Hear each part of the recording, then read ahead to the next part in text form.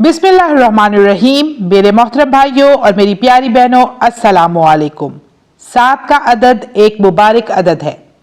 कुरान मजीद में कितने आसमानों का जिक्र है? 7, और 7 ही ज़मीनों का जिक्र आया है। सूरत अल फातिहा की आयत कितनी हैं? 7। बैतुल्लाह के कितने चक्कर लगाते हैं? 7। गर्ज 7 का अदद बहुत ही अहमियत का हामिल है। आज का जो अमल है वो भी 7 की अदद की मुनासबत से है। आज का जो ये अमल है ये शर्फ किस्मत है, यानी इस मुबारक अमल से तकदीर अपनी बुलंदियों पर पहुंच जाती है। दुआ वो चीज़ है जो तकदीर को बदल कर रख देती है, और इसका जिक्र हदीस में भी आया है।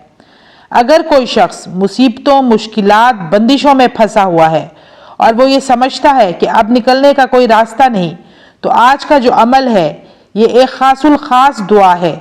ये उन तमाम लोगों के लिए है। इंशाअल्लाह इस अमल की बरकत से जिल्लत और तंगदस्ती राहत में बदल जाएगी, फिक्र फाका खुशहाली में तब्दील हो जाएगा, नाकामी कामयाबी में बदल जाएगी। ये अमल बे औलाद हजरात भी कर सकते हैं। ये उन लोगों के लिए इंतहाई ज़बरदस्त अमल है जो औलाद की नेमत से महरूम है।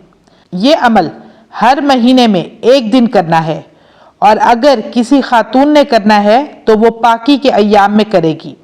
जिस दिन ये अमल करें उस दिन लाजमी हस्बे तौफीक सदका दें।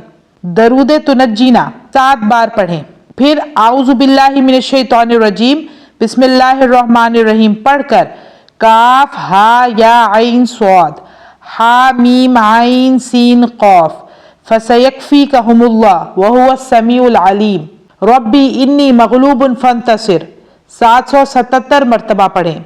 फिर आखिर में 7 बार दोबारा दरूद तुनज्जीना पढ़ें।